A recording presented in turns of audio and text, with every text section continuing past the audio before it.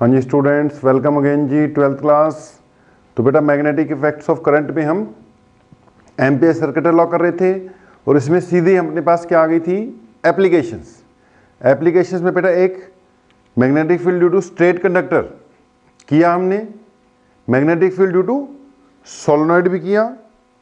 Solenoid का result क्या आया था, B is equal to mu naught N I, है ना Munni, B is equal to mu naught N into I. Okay, तो रिजल्ट अपना आ गया था B is equal to mu not into N into I. अब अगली हेडिंग डाल लो जी, थर्ड एप्लीकेशन इसकी, the third one, magnetic field due to a toroid. क्या बोला जी, मैग्नेटिक फील्ड ड्यू टू हम अ टोरॉइड। अब ध्यान से सुनना, ये टोरॉइड का क्या कंसेप्ट है। हमने जब सोलेनॉइड का मैग्नेटिक फील्ड फाइंड किया ना, वहां पे हमने बोला कि जी आइडियल सोलेनॉइड होना चाहिए। क्या होना चाहिए, आइडियल सोलेनॉइड। अब आइडियल सोलेनॉइड कैसा होना चाहिए, ये इनफाइनाइट लेंथ का होना चाहिए। वो जो रिजल्ट आया ना, B equal to mu naught N I, वो यही मान कर आया कि it is an ideal solenoid. Ideal होगा तो इसकी लेंथ बहुत लंबी हो जाएगी, उससे क्या होगा, इसका फील्ड यूनिफॉर्म रहेगा, उसका फील्ड यूनिफॉर्म रहेगा। मैग्नेटिक फील्ड लाइंस इसमें से कुछ ऐसे पार करेंगी, वो कभी भी बाहर नहीं निकलेंगी, हमेशा सीधी रहेंगी। सीधी रहेंगी तो मतलब through out uniform magnetic field मिलेगा हमें। लेकिन अब इनफाइनाइट लेंथ का तो ये हो नहीं पाएगा। दैट मीन्स एंड्स पे आके मैग्नेटिक फील्ड की कमी आनी शुरू हो जाती है इसमें। अगर हम वैसे सिचुएशन लें, एक फाइनाइट लेंथ का जो सोलेनॉइड है उसके बिल्कुल सेंटर में तो म्यू नॉट एन आई होता है, एंड्स पे mu naught N I by 2 और इस एंड पे भी mu naught N I by 2। ये घटता जाएगा। सेंटर के जो रीजन है, सेंटर के आसपास, वहां पे तो म्यू नॉट एन आई रहेगा, लेकिन जैसे जैसे सेंटर से एंड्स की ओर बढ़ेगी फील्ड कम होता जाएगा। एंड्स पे जाके कितना हो जाता है, म्यू नॉट एन आई डिवाइडेड बाय 2 हो जाता है। लेकिन हम चाहते हैं यूनिफॉर्म सिचुएशन। अब यहां तो इसकी लेंथ बहुत ज्यादा हो और हम उसके बीच बीच वाले पोर्शन में अपने आप को लिमिट करें, तो वहां पे फील्ड जो है कैसा रहेगा, यूनिफॉर्म रहेगा। या फिर इसकी जो भी शेप है ना, उसको सर्कुलर शेप दे दो। अगर हमने इसको एक सर्कुलर सी शेप दे दी सोलेनॉइड को, मान लो ये कोई बेस है, ये हो गया जी बेस लेकर, बेबी को बेस पसंद है,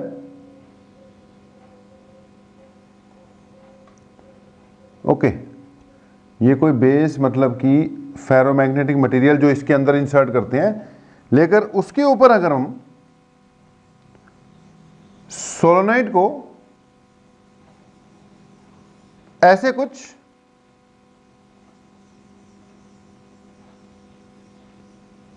वाइंड कर देते हैं, तो ये जो भी बना ना, इसको कह देते हैं हम टोरॉइड। ये टोरॉइड है। अब इससे क्या हो गया कि जो मैग्नेटिक फील्ड लाइंस है ना, इसके अंदर अंदर अंदर अंदर ऐसी घूमती रहेंगी, ओके। वो पैरेलल की पैरेलल ही रहेंगी और थ्रू आउट इसके अंदर मैग्नेटिक फील्ड कांस्टेंट ही रहेगा। तो ये सोलेनॉइड है जी। अगर इसकी शेप ऐसी कर दी जाए, ये टोरॉइड हो गया।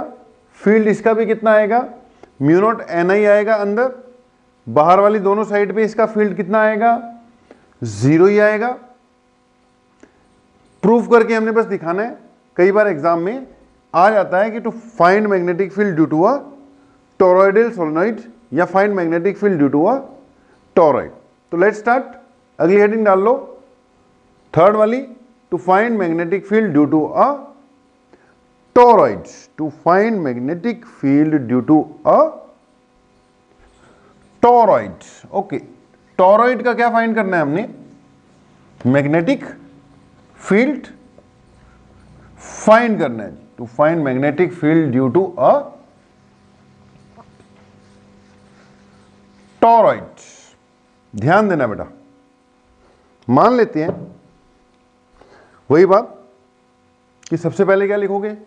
Late us consider a toroidal solenoid as shown in figure. तो हमने क्या किया, एक टोरॉइडल सोलेनॉइड लिया, वही पहले इसका क्या बना लेते होते हैं, एक बेस सा बना लिया। अब कुछ ना कुछ तो फेरोमैग्नेटिक मटेरियल बेटा वैसे भी यूज होता ही है इसके अंदर, और यहां पे हमें फायदा हो जाता है कि फिगर सही बन जाती है। तो पहले बेस बनाओ, ये हो गया टोरॉइड, और उसके आसपास ये इमरती जैसी शेप बन गई, है ना? इमरती ऐसी होती है ना। ओके, तो एक ही हो गया टोरॉइड। इसमें ऐसे करंट एंटर करवाया और ऐसे करंट बाहर आ रहा है। थोड़ा करंट की डायरेक्शन चेक करना। इधर से करंट एंटर कर रहा है, यहां से गया और यहां से अंदर की ओर एंटर कर रहा है। देखो, ये टोरॉइड की शेप है, यहां ऊपर वाला जो पार्ट है वहां पे अंदर एंटर करेगा, नीचे से बाहर आ रहा है, फिर अंदर एंटर कर रहा है और यहां से बाहर आ रहा है। तो मतलब ये जितने भी अंदर वाले पॉइंट्स हैं ना, वहां पे ये मान के चलेंगे कि कैसे एंटर कर रहा है, इनवर्ड एंटर कर रहा है। Inward inward inward inward inward inward inward inward. तो अंदर वाले बेटा जितने भी पॉइंट्स हैं वहां पे magnetic field plane of paper के कैसे इनवर्ड एंटर कर रहा है। और जो बाहर वाले पॉइंट्स हैं जितने भी, अब यहां पे तो इनवर्ड करेगा, यहां से फिर आउटवर्ड आया, इनवर्ड आउटवर्ड। तो बाहर जितने भी पॉइंट्स हैं वहां पे हमें मान के चलना पड़ेगा कि जैसे कैसे आ रहा है। यहां पे अब दिखने में लगेगा जैसे इनवर्ड है, लेकिन अब हमने मान लिया ना inward inward inward inward.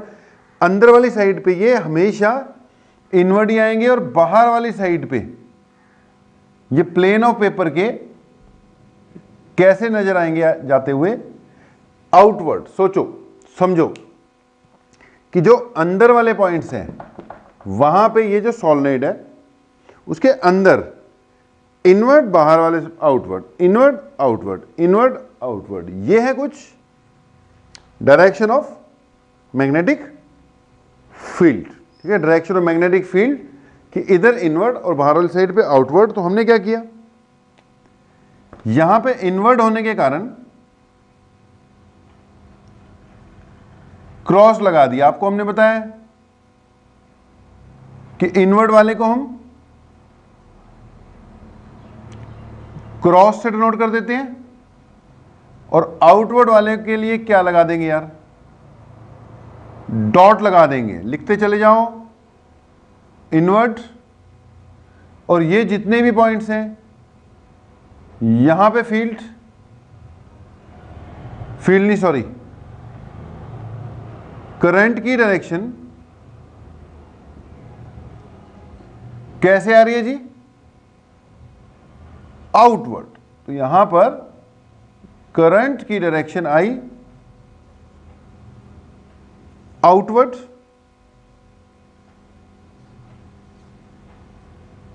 Okay. और यहां पे कैसी आ रही है, इनवर्ड। ठीक है जी, ये भी सिचुएशन मान लो हो गई क्लियर कि इनवर्ड और बाहर वाली साइड पे आउटवर्ड।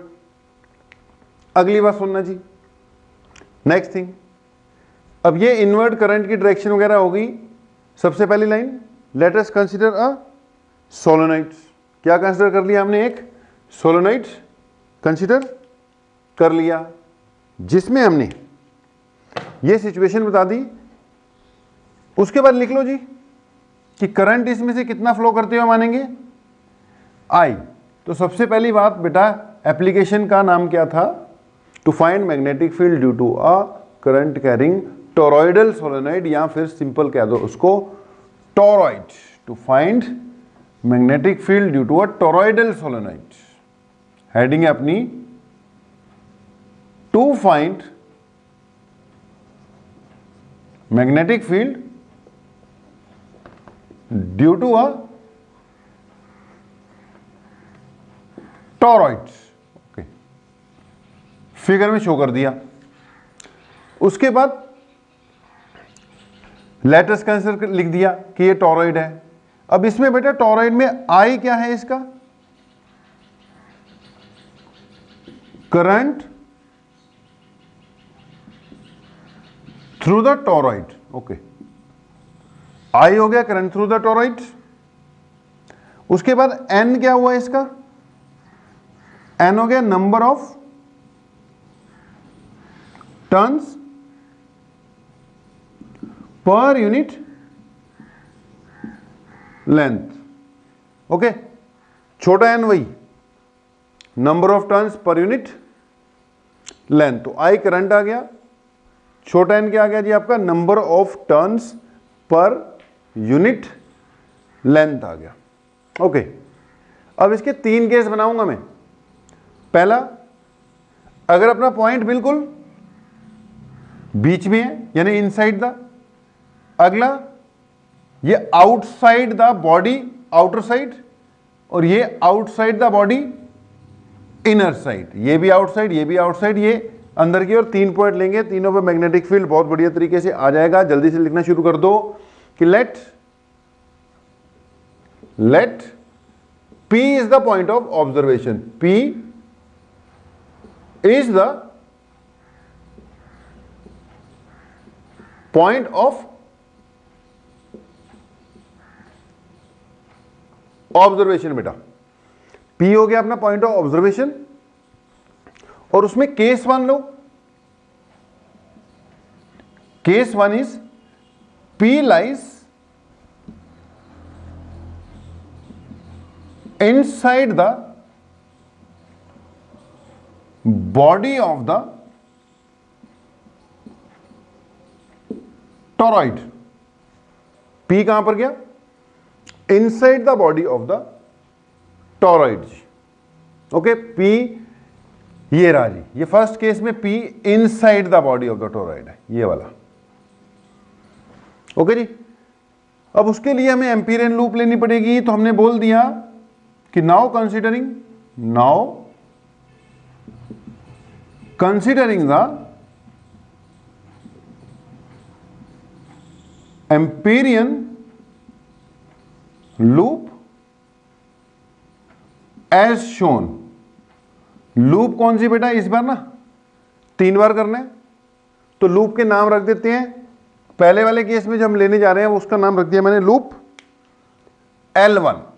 ठीक है, अब L1 कौन सी है, जो P से पास करेगी और बिल्कुल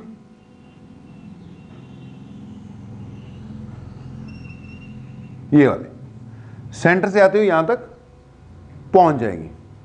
ओके जी, तो ये एम्पीरियन लूप है बेटा L1, पहले वाले केस। ओके, अब इसके बाद लगा दो एम्पियर सर्किटल लॉ, लिख दो कि now according to Ampere circuital law, now according to Ampere's circuital law. अब मैंने ACL लिख दिया, आप पूरा लिखना एम्पियर्स सर्किटल लॉ। तो according to Ampere circuital law, जल्दी जल्दी लिख लो, लाइट चली गई है, पसीने आ रहे हैं।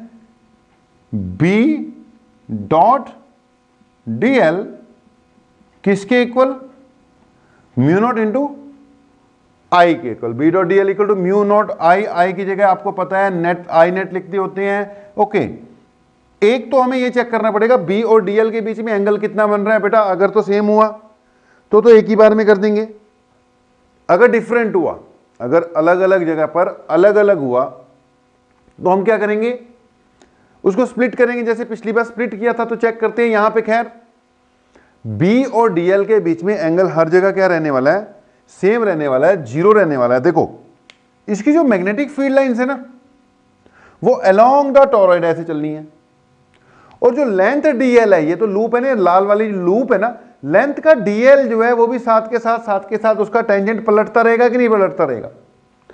अगर मैं इस पर्टिकुलर जगह पर कहीं पर भी यहीं पर मान लो डीएल लेता तो उसके लिए भी टेंजेंट इधर बनेगा, और बी जो है वो तो वैसे ही इधर को आएगा, इसके अलोंग चल रही है ना। तो समझो इस बार angle between B and DL is zero at all positions, ठीक है। तो इसको जब मैंने खोला तो मैं लिख दूंगा यार B D L cos of theta, cos theta understood है, it is angle between B and DL, okay, equal to mu naught. अब यहां पे लिखना आई नेट। अब आई नेट क्या होता है? I net is equal to I net current जितना लूप के अंदर है। अब अपनी लूप देखो, ये आपकी जा रही है लूप, ओके जी। इसके अंदर, लूप के अंदर वाली साइड पे कितनी बार करंट एंटर करेगा? ये लूप है, ठीक है। इसके एक बार, दो बार, तीन बार, ये सारे करंट बेटा लूप के अंदर हैं, और सबकी डायरेक्शन क्या है? सेम है। सारे के सारे करंट लूप के अंदर हैं और सबकी डायरेक्शन क्या है? सेम है। इनवर्ट करंट है तो सारे ऐड हो जाएंगे। हमें पता है ये कोई लूप है, इसके अंदर एक बार करंट गया, दो बार, तीन बार, तो ये सारे करंट बच्चे इस लूप ने एनक्लोज कर रखे हैं ना, अंदर की ओर है, एनक्लोज कर रखे हैं। तो इसलिए जो नेट करंट आएगा वो क्या आएगा? एक करंट आई है और लूप के अंदर कितनी बार जा रहा है? 1 2 3 4 5 6 7 8, यार जितनी टर्न्स है, जितनी इस पूरी सोलोनॉइड में टर्न्स हैं, उतनी बार करंट एंटर कर रहा होगा कि नहीं? अगर इसमें 10 टर्न्स होती तो 10 बार एंटर कर रहा है। n टर्न्स है तो कितनी बार एंटर करेगा अंदर की साइड पे? n टाइम्स एंटर करेगा। It will enter n times. अब अगर इसमें बच्चे टोटल टर्न्स, टोटल टर्न्स अगर n है, n, तो छोटा n क्या है? It is number of turns पर यूनिट लेंथ। मान लो पूरी की पूरी इसकी लेंथ l है, रेडियस नहीं दिया, रेडियस दिया होता तो 2 पाई r रख देते हैं, अभी फिलहाल मैंने क्या रख दी? l रख दी। तो नंबर ऑफ टर्न्स पर यूनिट लेंथ वो तो लेना ही पड़ेगा इसमें। ये n/l हो गया। यहां से जो टोटल टर्न्स है वो कितनी आ गई? nl। Total turns n into l आ गई। एक बार करंट जाएगा तो नेट करंट i, दो बार एंटर करेगा तो 2i, n बार एंटर करेगा तो ni, n बार एंटर करेगा तो ni, यानी i नेट क्या होगा? ni, n बार एंटर कर रहा है तो ये होगा n इंटू i। अगली बात, यहां से i net equal to i into n, कितना निकाल दिया? nl निकाल दिया, ओके जी। वो साइड पे लिखना, रफ नहीं है, वो यहां पे इसके ब्रैकेट में लिख लेना कि I net equal to n into I करके NIL, छोटा n into I into L हमने निकाल लिया, यहां पे पुट कर दिया, आई नेट की जगह n into I into L put कर दिया, ओके। अगले स्टेप में b हमने बाहर निकाल दिया, कॉस थीटा, थीटा कितना था? 0, लिखा नहीं अभी हमने, बता दिया था कि यहां पर हमने लिख देना है कि theta is equal to 0 degree at all positions of dl, okay. Theta 0 degree है dl की सारी पोजीशन के लिए। अब इसके लिए क्या बनेगा? ये b बाहर आएगा, cos 0 1 हो जाएगा, इंटीग्रेशन ओवर dl हो जाएगी, क्लोज इंटीग्रेशन होती है, इक्वल टू क्या हो जाएगा? Mu not into n into I into L हो जाएगा। दैट मीन्स ये b into B integration of dl की जगह l आ जाएगा। 2 पाई r भी लगा सकते हो, लेकिन उसके लिए r गिवन होता तो मैं बहुत बढ़िया 2 पाई r लगाता। मैंने इसको अभी क्या लगा दिया? b इंटू एल लगा दिया, इक्वल टू म्यू नॉट आ गया, n आ गया, i इंटू एल आ गया, यहां से l कैंसिल हो गया, that means B is equal to कितना आ गया, mu naught N into I, same result आ गया। ओके जी, टोरॉइड हो सोलेनॉइड हो उसकी बॉडी के अंदर, तो मैग्नेटिक फील्ड क्या रहेगा, वही रहेगा mu not into N into I, it will be mu not into N into I, यानी Munni mu naught N I. Okay, अगली बात यहीं पे नोट डाल लो, नोट में हमने लिख लिया कि इफ सम फेरोमैग्नेटिक मटेरियल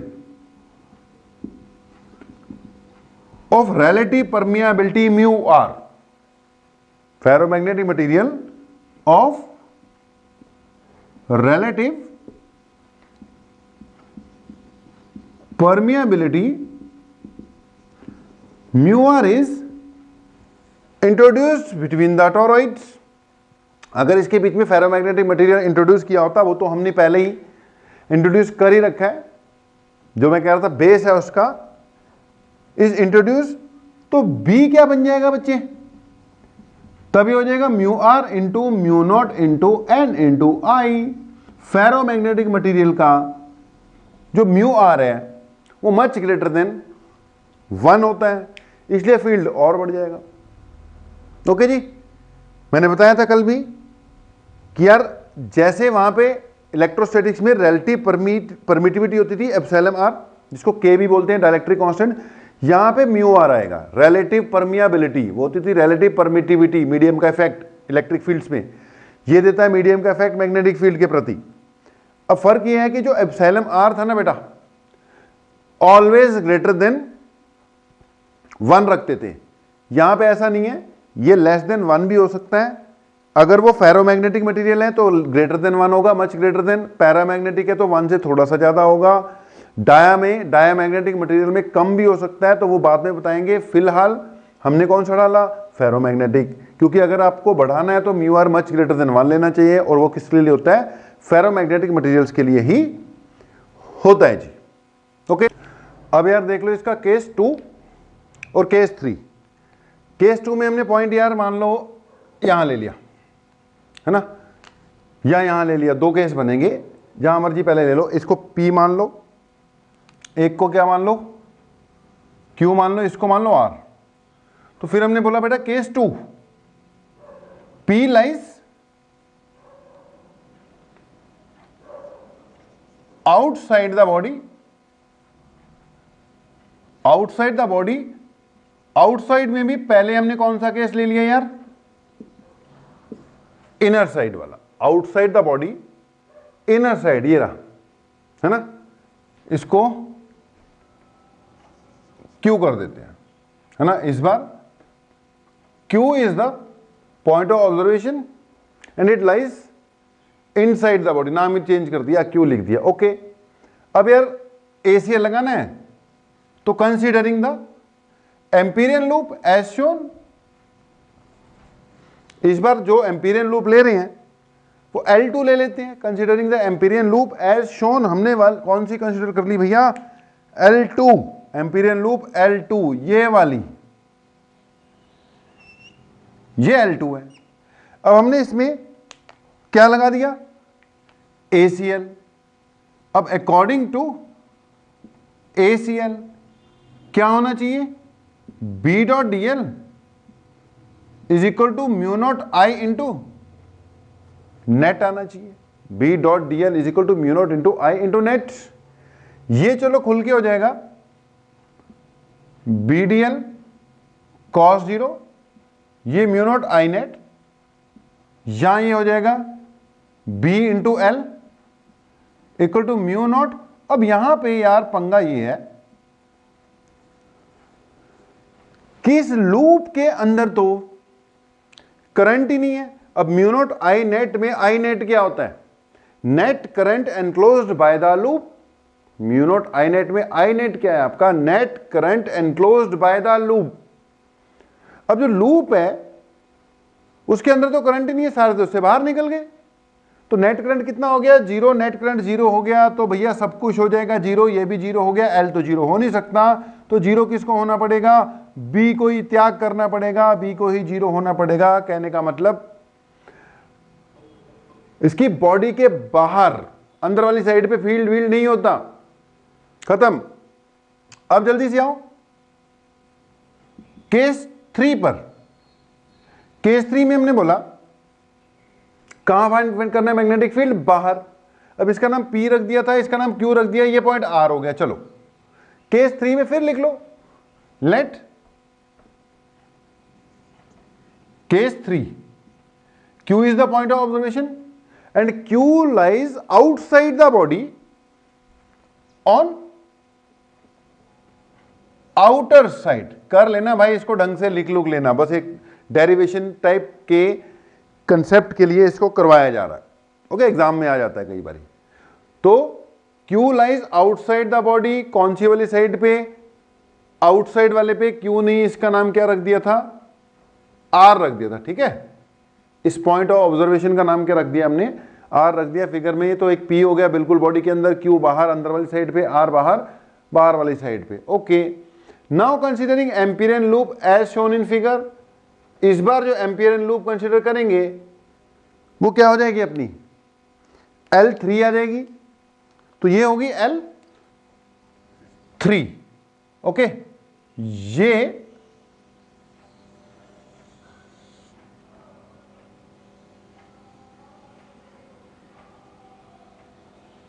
बाहर वाली साइड, ठीक है। बाहर वाली साइड पे अपने पास क्या आ गई, एक L3 आ गई। तो ये वाली लूप हो गई आपकी L3। ओके, अब जब आपने L3 ली तो फिर से लिखा, लिख लो बेटा, मैं इसी को मॉडिफाई कर दूंगा, आपने दोबारा लिखना है। पॉइंट Q की जगह R आ गया, केस 2 की जगह 3 आ गया, ये आउटर इनर साइड की जगह आउटर साइड आ गया। इसको कंप्लीट कर लिया according to Ampere circuit law. ये तो ऐसे रहेगा, B डॉट DL ये भी यही ऐसी रहेगा, और यहां पे भी I नेट क्या हो जाएगा, 0 हो जाएगा। इस केस में भी I नेट क्या आना है, 0 ही आना है। अब I नेट यहां पर 0 क्यों आना है, क्या रीजन है उसका, कि बेटा देखिए, देखो अपनी लूप, अब ये जो इनर करंट है ना, इनर करंट्स वो भी उतनी है और आउटवर्ड करंट भी उतनी है। तो अगर इस लूप में देखें हम, जितने करंट एंटर करते हैं उतने ही करंट बाहर, यहां से एंटर करते हैं वहां से बाहर आ जाते हैं। जितने करंट एंटर करते हैं उतने बाहर आ जाते हैं भैया, जितने एंटर करते हैं उतने बाहर आ जाते हैं। ओके, तो लूप में अपनी लूप तो बाहर बाहर हो गई ना ये वाली। तो लूप में जितने करंट इनर जा रहे हैं उतने करंट आउटर भी जा रहे हैं, इसलिए नेट करंट क्या आ जाएगा, 0। नेट करंट 0 आने से B क्या आ जाएगा आपका, 0। कहने का मतलब है इनर साइड हो या आउटर साइड हो, टॉरॉइड के जो भी मैग्नेटिक फील्ड है वो अंदर अंदर वाली साइड पे होगा। इनर और आउटर साइड पे मैग्नेटिक फील्ड क्या रहेगा, 0 रहेगा। इनर और आउटर साइड पे मैग्नेटिक फील्ड की वैल्यू क्या रहेगी, 0 रहेगी। ओके जी, तो ये भी हो गया। अब वैसे अगर सिलेबस वाइज देखो तो आपकी बुक्स में 3 एप्लीकेशन लिखी होती हैं, स्ट्रेट कंडक्टर की, सोलेनॉइड की, टॉरॉइड की। रिजल्ट भी चाहिए, रिजल्ट कॉमन सा है, mu not into N into I. ज्यादा बात है, mu R into mu not into N into I आ जाता होता है। ओके, अब एक 4th एप्लीकेशन भी मैं करवा रहा हूं, वो आपकी एनसीईआरटी बुक में ना एज ए सॉल्व्ड न्यूमेरिकल दे रखी है, मैं उसको एज ए आर्टिकल ही करवा देता हूं। तो अगली हेडिंग डाल लो, magnetic field due to a cylindrical conductor. Magnetic field due to a cylindrical conductor. हम बेटा इसको बस ये मान लो 4th एप्लीकेशन मानकर चलेंगे, बढ़िया चीज है, सबसे काम की। न्यूमेरिकल्स के लिए जो अभी आ रही है ना वही है, न्यूमेरिकल्स टाइप के लिए अभी जो आ रहा है वही है, हम उसको 4th एप्लीकेशन मान के ही चलते हैं। क्या चीज, magnetic field due to a cylindrical conductor. हम इसको मिटा दें तब तक आप हेडिंग डाल लो, magnetic field due to a cylindrical conductor. जी क्या फाइंड करना है, magnetic field due to a cylindrical conductor. लिख लो पहली line, let us consider a cylindrical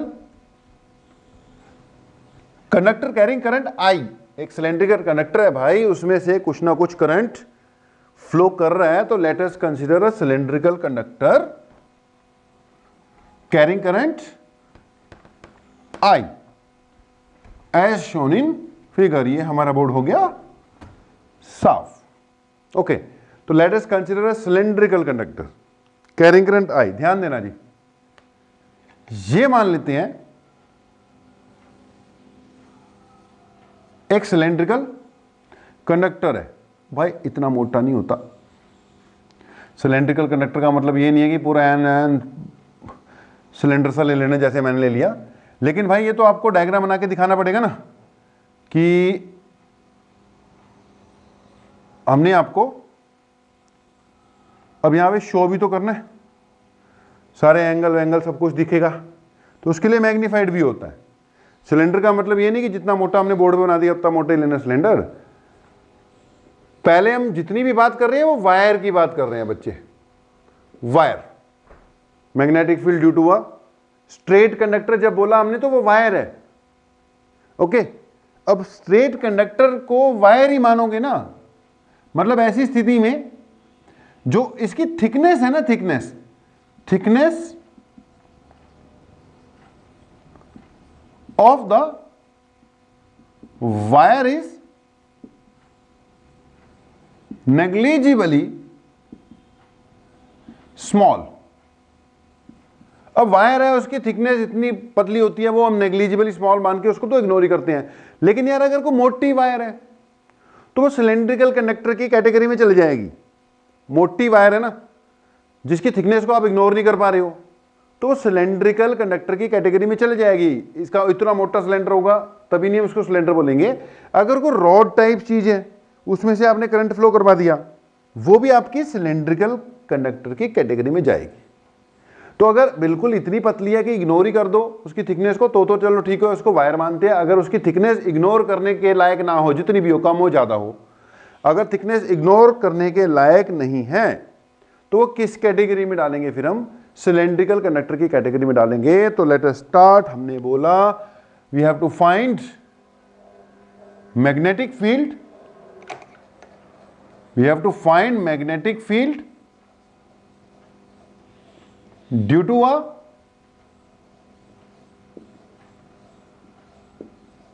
cylindrical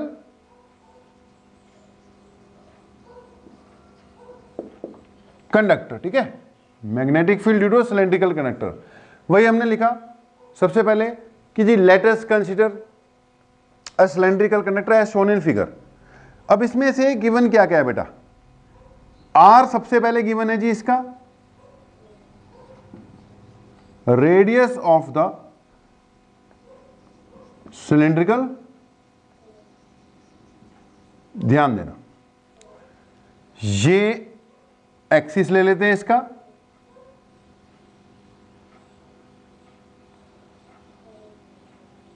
okay, और ये चीज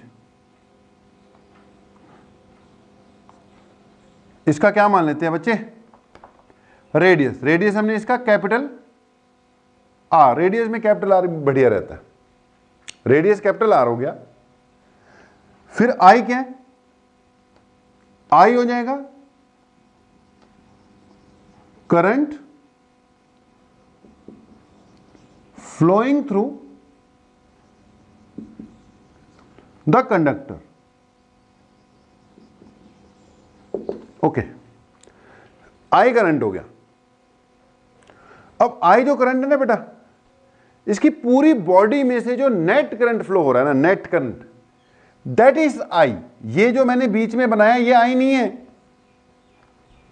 ये आई नहीं है भाई, वो तो एक्सिस है। अगर तो पतली वायर है तो एक्सिस पे ही करंट चल रहा है, लेकिन अगर वो मोटी वायर है तो इलेक्ट्रॉन्स का फ्लो पूरी बॉडी में हो रहा है ना, तो इलेक्ट्रॉन का फ्लो तो पूरी बॉडी में हो रहा है। ओवरऑल करंट आई है। इलेक्ट्रॉन्स का फ्लो तो हर जगह पे हो रहा है बच्चे, इस जगह पे भी हो रहा है, तो सबकी कंट्रीब्यूशन के कारण जो नेट करंट आ रहा है ना, net current, that is I. I क्या है? कंडक्टर का करंट ही है, लेकिन मैं बोल रहा हूं जिस पे मैंने ये जो सेंटर पे एक्सिस सा बना रखा है वो नहीं है। अगर वायर होती तो एक्सिस पे ही तो चल रहा होता है करंट, उसकी थिकनेस लेती नहीं है। तो यहां पे आई नेट करंट है जी इसका।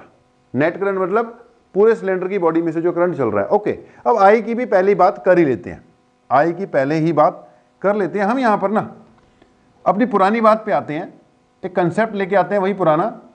एक करंट डेंसिटी पढ़ा था यार हमने, यहां हमें इसकी जरूरत पड़ेगी।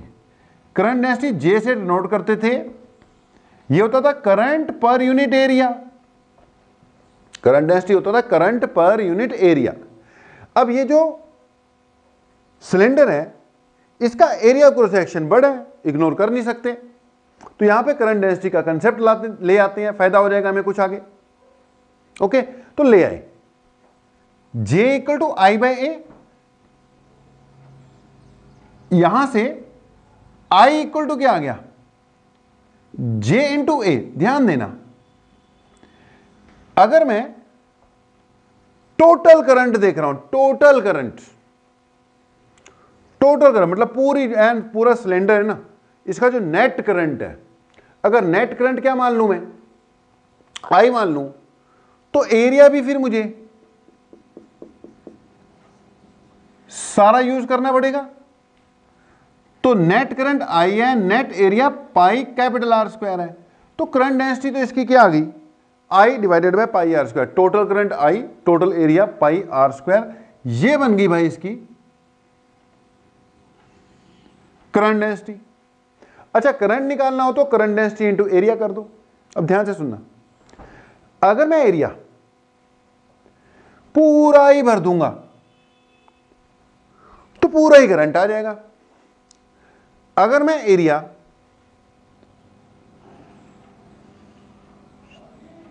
का कुछ पार्ट ही कंसीडर करूंगा तो करंट भी फिर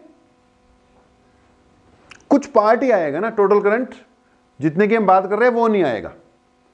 ठीक है जी, तो जितना एरिया यूज करोगे उसके हिसाब से उतना ही करंट आएगा। अगर यहां पे एरिया की जगह पाई आर स्क्वायर टोटल ही भर दो, टोटल, तो पूरा नेट करंट आ जाएगा। आई समझ रहे होंगे।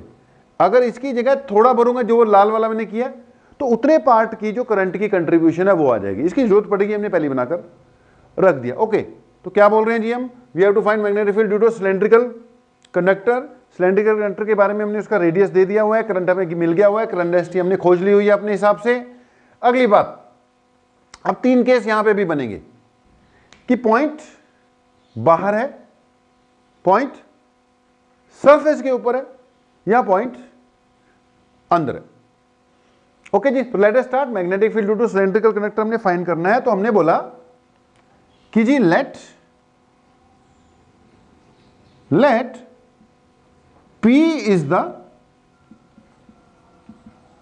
Point of observation. ठीक है जी, P अपना पॉइंट ऑफ ऑब्जर्वेशन है at a perpendicular distance R from the axis of the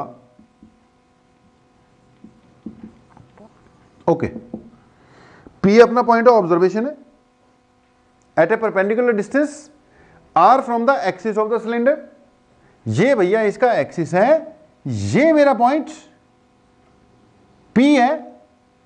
axis से परपेंडिकुलर डिस्टेंस कितना है, R है जी। एक्सिस से परपेंडिकुलर डिस्टेंस कितना मान लिया मैंने, R मान लिया। यार ये वाला तो रेडियस हो गया, ओके, और ये जो एक्सिस से डिस्टेंस है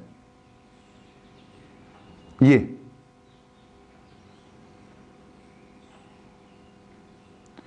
R हो गया। ठीक है जी, ये जो एक्सिस से डिस्टेंस है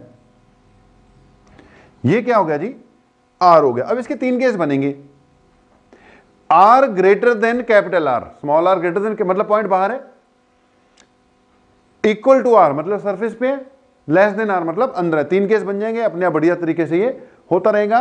तो now P is the point of observation at a perpendicular R from the axis of the cylinder. Case 1 की पॉइंट कहां है, बाहर है। केस 1 ले लो, कि point P lies, R radius है वो तो अब लिख ही लिया होगा उनने आप लोगों ने। Okay, case 1, point P lies outside the body, यानी आउटर पॉइंट है। तो अगली बात, केस 1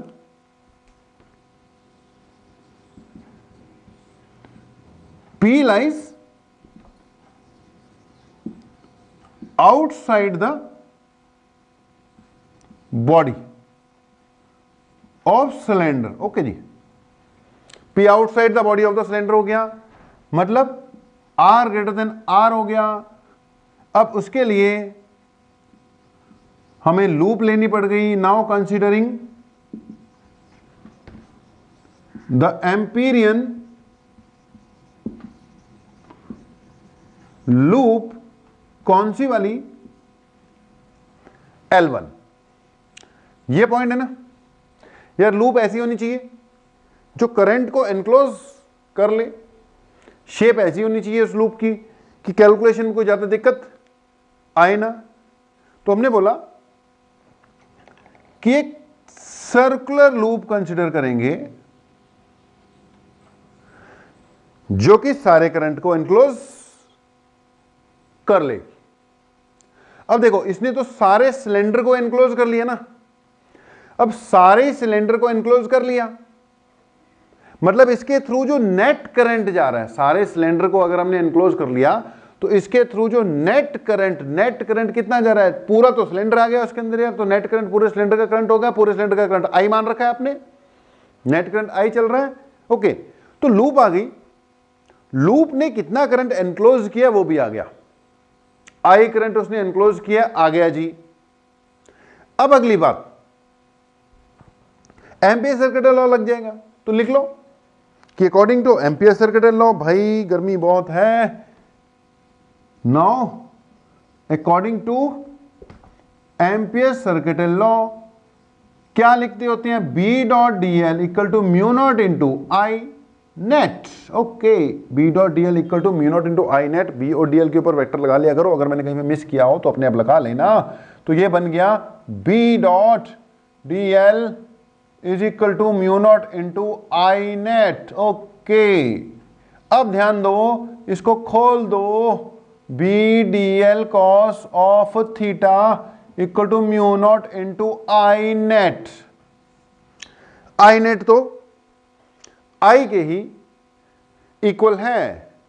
अब यहां पे लिख लो theta is equal to 0 degree at all positions. Straight conductor है, उसकी मैग्नेटिक फील्ड लाइन उसके आसपास आएंगी, वही राइट हैंड थंब रूल के हिसाब से।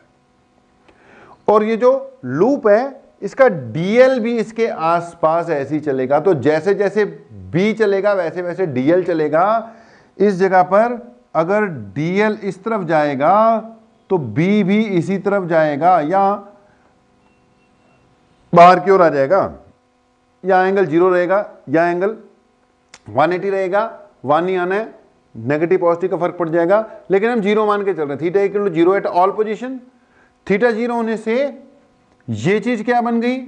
ये बन गई बी डी एल कॉस 0 1 हो गया equal to mu not I. Okay, mu not I आ गया। अगर अब इसकी इंटीग्रेशन कर दें, वो तो आती है, इंटीग्रेशन कर दो, क्या बनेगा? बी बाहर आ जाएगा। डीएल की इंटीग्रेशन, डीएल की इंटीग्रेशन एल होती है, लेकिन बेटा जब हम सॉलिनॉइड वाला कर रहे थे हम डीएल की इंटीग्रेशन एल ले रहे थे। ओके, वहां पे हम एल क्यों ले रहे थे? क्योंकि अपने पास आर नहीं गिवन था। अब यहां पर हमें क्या गिवन दे दिया उसने? आर गिवन दे दिया। यहां पर क्या गिवन दे दिया? आर गिवन में दे दिया। अब आर गिवन में दिया तो इंटीग्रेशन और डीएल क्या आएगी फिर आपकी? 2 पाई आर। डीएल की एल ही लिखनी थी, अब एल की बजाय यहां पे क्या लिख दूंगा मैं? 2 पाई आर लिख दूंगा। बात एक ही है। तो यहां से हमने क्या लिखा? ये बन गया, बी बाहर आ गया, और ये क्या बन गया जी? इंटीग्रेशन ऑफ डीएल, जो कि म्यू नॉट इंटू आई होगी। यहां से बी आ जाएगा, integration of DL 2 pi R. R ध्यान देना, डीएल ये बाहर वाली लूप का आर लेना पड़ेगा, वो स्मॉल आर से नोट कर रखा है हमने साफ साफ। ये क्या बन गया, mu not into I,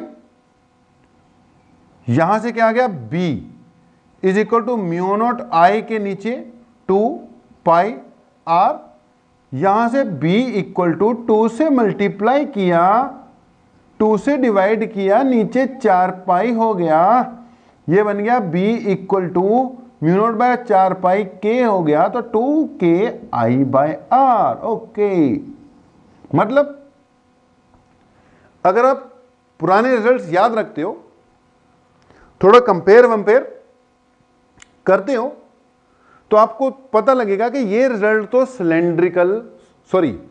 straight conductor का है।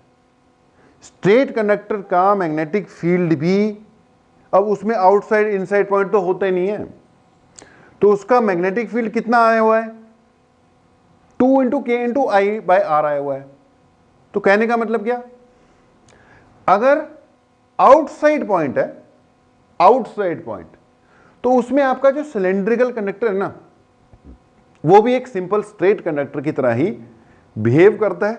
लेंथ हमने इसकी वैसे इन्फिनिटी मान रखी है, तो b कितना आ जाएगा, 2 into K into I by R outside point के लिए।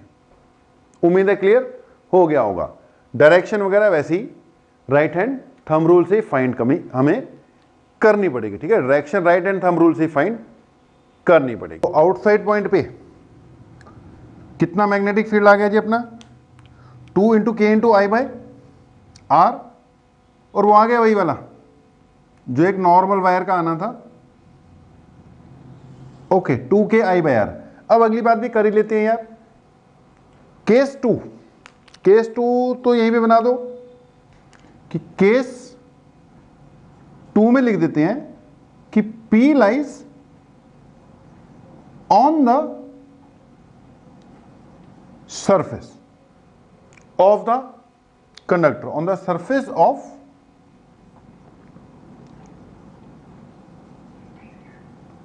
the conductor। तो जो पॉइंट P है ऑन द सरफेस, बेटा अगर आ जाए ऑन द सरफेस, तो B जो है ना सरफेस वाला, वो यहीं से निकाल लेंगे। स्मॉल r की जगह क्या पुट कर देंगे, कैपिटल R, मतलब जो अपना स्मॉल r है वो कैपिटल R के इक्वल है, तो ये बन जाएगा 2 के आई बाय आर। कर सकते हैं क्योंकि जो अगर पॉइंट यहां पे भी लेना तो भी करंट सारा ही आ जाएगा, सारे करंट की कंट्रीब्यूशन हो जाएगी। It will be 2 into K into I by R. Okay, outside भी आ गया, सरफेस के ऊपर भी आ गया। अब जो सबसे इंपॉर्टेंट रिजल्ट्स डिस्कस करने वाला है वो इनसाइड वाला है बेटा। तो अगली बात, केस 3 में लिखा हमने कि P लाइज, देखो केस 3 में लिखा कि P lies inside the cylinder या इनसाइड द सिलेंड्रिकल कंडक्टर। तो P बेटा अंदर है, अंदर, बाहर नहीं है, अंदर है। मान लो ये है पॉइंट अपना, इस बार पॉइंट यहां पर है, यहां पर ये पहले वाली लूप ली थी, L1 मानेंगे इसको। अब बेटा जब पॉइंट यहां पर है तो एम्पीरियन लूप भी यहां से आएगी। ये R कैपिटल R रेडियस है, लेकिन इस बार जो R है ना, ये इसको लिखा रहने देते हैं, लेकिन इस बार ये R नहीं यूज हो रहा, यहां से यहां तक, क्योंकि इस बार R जो है अपना लेस देन R वाली स्थिति है। क्लियर हो गया होगा। तो वो यहां पर है, तो एम्पीरियन लूप ये रही, इसका नाम रख देते हैं L2। तो हमने बोला now considering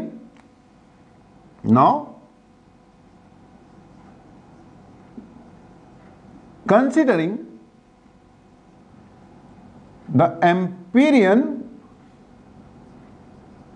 loop L2 as shown by.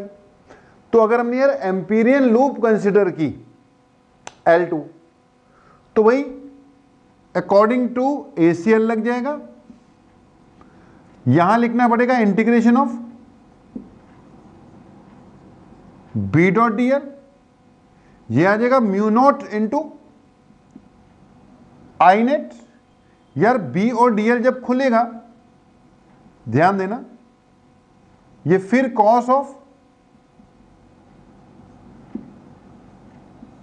Theta लग जाएगा, theta equal to 0 degree at all positions, वो तो रहेगा ही रहेगा, क्योंकि फिर वही बात, ये dl ऐसे जा रहा है, dl भी और मैग्नेटिक फील्ड भी इसका ऐसे जाएगा, ये 0 रहेगा। अब पंगा किसका पड़ता है? आई नेट का। जब तो भाई पॉइंट बाहर था तब तो आई नेट जो है टोटली आ गया, लेकिन अब है पॉइंट अंदर। आई नेट मैंने बोला था, जो आई है ना, आई बेटा पूरी की पूरी बॉडी की जो इलेक्ट्रॉन्स की कंट्रीब्यूशन है ना, वो मिलकर करंट आई बन रहा है। लेकिन इस बार अपना आई जो है सिर्फ इस पर्टिकुलर पोर्शन का ही करंट है, इस पर्टिकुलर पोर्शन का ही करंट है, यानी इस बॉडी में से जितना करंट फ्लो कर रहा है ना,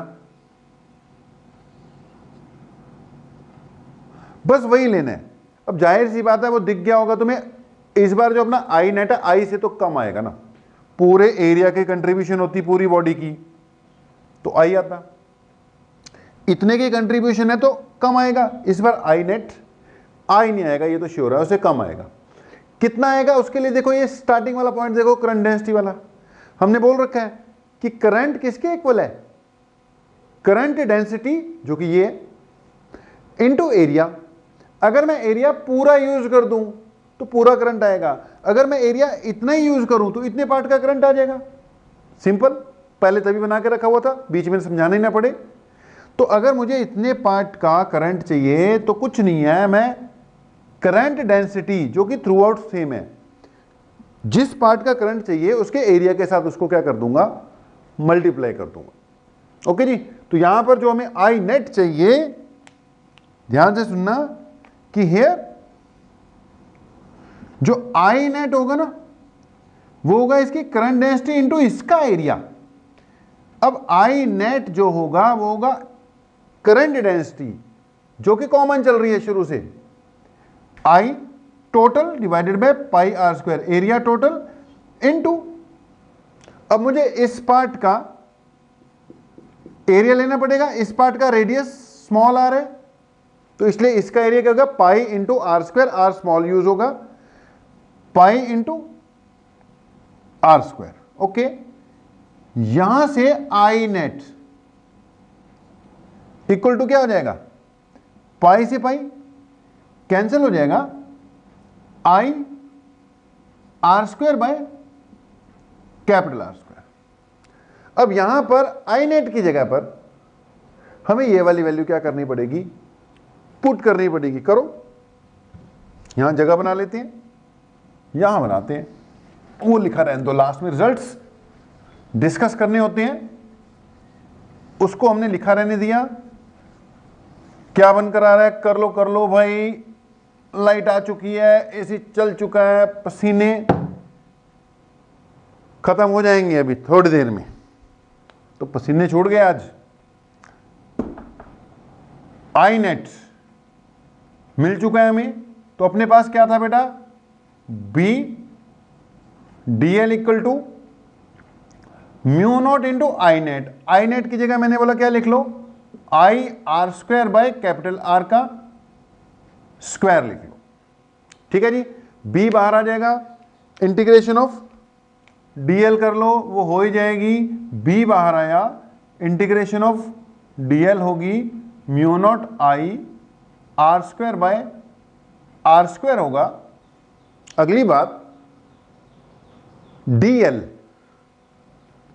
इसकी इंटीग्रेशन हो रही है ना भैया, लूप तो ये रही, इसकी भाई 2 पाई आर लगेगी, तो इंटीग्रेशन इसकी कर दी हमने b into 2 pi R equal to mu not I R square by R square देखो कोई चीज कटती कटाती है तो ये एक आर से ये आर कट जाता है। ओके, रिजल्ट आ जाता है अपना b is equal to mu naught के नीचे 2 पाई जाएगा इनटू म्यू नॉट के नीचे बेटा 2 पाई, यहां पर i आ गया, ये r बाय r स्क्वायर आ गया। ठीक है, r डिवाइडेड बाय r का स्क्वायर आ गया। इसमें 2 से ऊपर मल्टीप्लाई कर देते हैं, 2 से नीचे मल्टीप्लाई कर देते हैं, उससे क्या रहेगा रिजल्ट, वही k के टर्म्स में लिखना इजी हो जाएगा। तो लिख लो भाई, याद करना भी इजी हो जाएगा। ये बन गया 2, ये mu naught by 4 pi, k बन गया, i बन गया, नीचे r स्क्वायर बन गया, ये r बन गया। यार ये आ गया magnetic field at any inside point. तो 3 रिजल्ट है तुम्हारे सामने, magnetic field at any outside point, magnetic field at any inside point, magnetic field at the surface. तो बेटा याद रखनी है, करते हैं 1-2 बातें अभी मैंने और डिस्कस करनी है इस पे, वो कर लें, अदरवाइज बचे। इंपॉर्टेंट चीज है यहां पे, न्यूमेरिकल्स के लिए भी इंपॉर्टेंट है, तो इसको थोड़ा सा क्या रखना, याद रखना जी। Outside, surface and inside point. अब थोड़ा सा पॉइंट सुनना जी, जो तो आउटसाइड पॉइंट है उसमें तो वही चीज कि जो मैग्नेटिक फील्ड है ना वो इनवर्सली प्रोपोर्शनल टू आर आ रहा है, इनवर्सली प्रोपोर्शनल टू आर। जो सरफेस पे आ गए, जब हम सरफेस पे, तो जो भी आर आ गया, इसमें तो अब small R, variable small R है, कैपिटल आर तो उसका रेडियस ही है, तो सरफेस पे हर जगह क्या रहेगा, सेम ही रहेगा। ये इंडिपेंडेंट ऑफ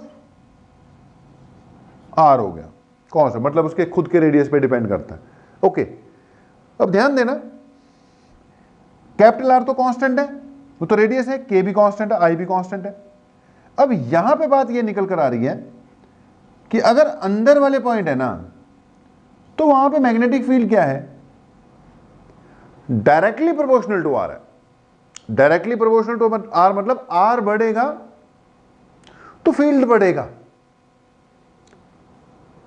इनवर्सली प्रोपोर्शनल का मतलब जैसे जैसे आर बढ़ता जाएगा फील्ड में कमी होती चले जाएगी, फील्ड में कमी आएगी। इससे यह भी पता लग रहा है कि अगर मैं बिल्कुल एक्सिस पे आ जाऊं, बिल्कुल एक्सिस पे आ जाऊं, हद कर दूं, एक्सिस पे फील्ड बताओ जी, ये पूछ लूं आपसे, तो इनसाइड वाले केस में एक्सिस पे आर क्या पुट करना पड़ेगा, 0। जब आपने आर की वैल्यू 0 पुट कर दी एक्सिस पर, तो बी क्या हो गया, 0। ओके, तो एक्सिस पे बी कितना आ गया, 0 ही आ गया। मतलब 4 बातें हो गई, एक्सिस पे बिल्कुल 0, एक्सिस से जब मैं सरफेस की ओर बढ़ रहा हूं तो मैं अंदर हूं ना, एक्सिस से जब मैं सरफेस की ओर बढ़ रहा हूं तो मैं अभी इनसाइड पॉइंट पे हूं, अंदर। अगर इनसाइड हूं तो डायरेक्टली प्रोपोर्शनल टू आर है, यानी कि फील्ड बढ़ेगा। सेंटर पे एक्सिस पे बिल्कुल 0 था, वहां से सरफेस की ओर जाते जाते मैं इनसाइड पॉइंट हूं, इनसाइड पॉइंट पे डायरेक्टली प्रोपोर्शनल टू आर है, तो इंक्रीज हो गई है। ओके, सरफेस पे पहुंचकर ये इंक्रीज होते होते होते होते आर की वैल्यू जितनी हो सकती थी आ जाएगी, यहां पे आर इक्वल टू आर आ जाएगा, at surface R equal to R, एक कट जाएगा, यही रिजल्ट आ जाएगा। अब चाहे बाहर से अंदर की ओर आओ, अंदर से बाहर की ओर जाओ, सरफेस पे तो यही आना है। अच्छा, एक्सिस पे 0 था, अंदर हो तो डायरेक्टली प्रोपोर्शनल, बढ़ते बढ़ते बढ़ते सरफेस पे हो जाएगा मैक्सिमम जितना हो सकता है ये वैल्यू। तो ये कांस्टेंट तो है, ये मैक्सिमम भी है। अब सरफेस से जैसे ही बाहर गए तो आउटसाइड पॉइंट वाला रिजल्ट लगने लग जाएगा। आउटसाइड पॉइंट के लिए फिर इनवर्सली प्रोपोर्शनल टू आर है, कम होना शुरू हो जाएगा। इनवर्स प्रोपोर्शनल टू आर होते तो हाइपरबोलिक ग्राफ बनता है, inversely proportional to R square होता तो पैराबोलिक बनता है, यहां हाइपरबोलिक बनेगा। तो अगर आप समझ गए हो बात को, तो इस पे एक ग्राफ प्लॉट किया जा सकता है। ओके, इस पे हम एक ग्राफ प्लॉट कर सकते हैं। इंपॉर्टेंट बात, कि जी अगर हम इसका ग्राफ प्लॉट करते हैं, पहले भी इस टाइप की सिचुएशंस बेटा बहुत की, कि एक तरफ आर है, एक तरफ मैग्नेटिक फील्ड है, सिलेंडर के लिए बना रहा हूं, मैं बिल्कुल एक्सिस पे खड़ा हूं तो कोई फील्ड फील नहीं होगा, बी जीरो। जैसे जैसे एक्सिस से दूरी पर जाऊंगा यानी सरफेस की ओर बढ़ूंगा तो डायरेक्ट प्रोपोर्शनलिटी थी, डायरेक्टली प्रोपोर्शनल टू आर आ जाएगा। ओके, बिल्कुल सरफेस पे पहुंच के, यानी जब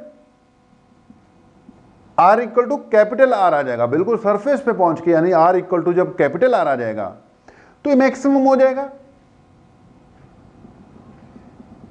इट विल बिकम मैक्सिमम। ठीक है, वो लिखी हुई है मैक्सिमम की वैल्यू ये वाली हो जाएगी 2KI/R। और उसके बाद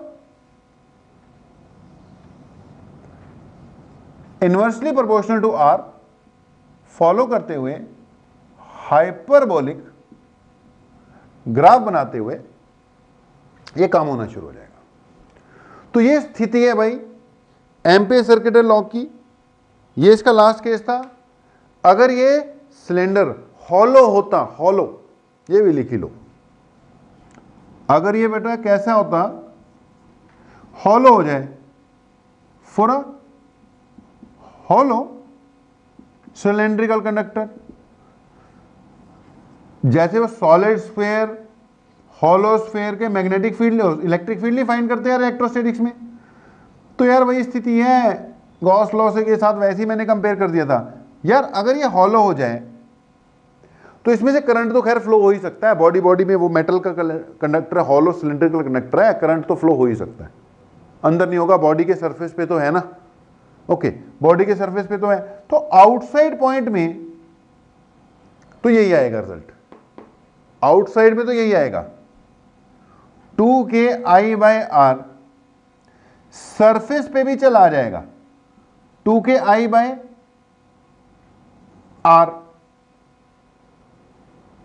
ठीक है, सरफेस पे भी आ जाएगा। लेकिन जैसे अंदर घुसोगे ना, जैसे ही अंदर घुसोगे, एम्पीरियन लूप लिया करोगे, उसमें अंदर कोई करंट ही नहीं आएगा, क्योंकि अंदर तो कुछ है ही नहीं, हॉलो है, खाली वैक्यूम, तो अंदर क्या हो जाएगा, जीरो हो जाएगा। तो हॉलो सिलेंड्रिकल कंडक्टर के अंदर जीरो लेना है। कभी आ जाता है क्वेश्चन, पाइप है जी, पाइप, ओ भैया पाइप बोल दिया तो पाइप अंदर से खाली होती है, उसके अंदर वाले किसी पॉइंट पे मैग्नेटिक फील्ड फाइंड मांग रहा है वो, तो क्या आंसर देना है, जीरो दे देना है, उसको बोलना भैया जीरो है, चक्को। तो ये सारी की सारी मैं बोल रहा था स्थिति है किसकी, एम्पीयर सर्किटल लॉ की। एम्पीयर सर्किटल लॉ को हमने दो पार्ट में, यानी दो लेक्चर के अंदर अंदर क्लोज कर दिया। न्यूमेरिकल इसके जितने दे रखे होंगे आपके नोट्स में वो कर लो, बहुत है। ओके, इसके बाद फिर हम नेक्स्ट स्टेज की ओर बढ़ रहे हैं, force on A charge particle on in the presence of external magnetic field. जैसे किसी चार्ज पार्टिकल को इलेक्ट्रिक फील्ड में रखो तो फोर्स लगता था, मैग्नेटिक फील्ड पढ़ रहे हैं तो किसी चार्ज पार्टिकल को मैग्नेटिक फील्ड में रखेंगे, उस पर फोर्स लगेगा। तो अगली क्लास में हम वो करने जा रहे हैं। अभी आप एम्पीयर सर्किटल लॉ को कंप्लीट करके रखो, पुराना काम कंप्लीट करके रखो। First part BSL, Biot Savart law, numerical वाला, बीच वाला जो पार्ट था ACL, थ्योरेटिकल। अब उसके बाद जो पार्ट है वो theoretical plus conceptual plus numerical, सब कुछ है उसमें। तो rest we will do in next class. Thank you very much, आप लोगों का बहुत बहुत धन्यवाद।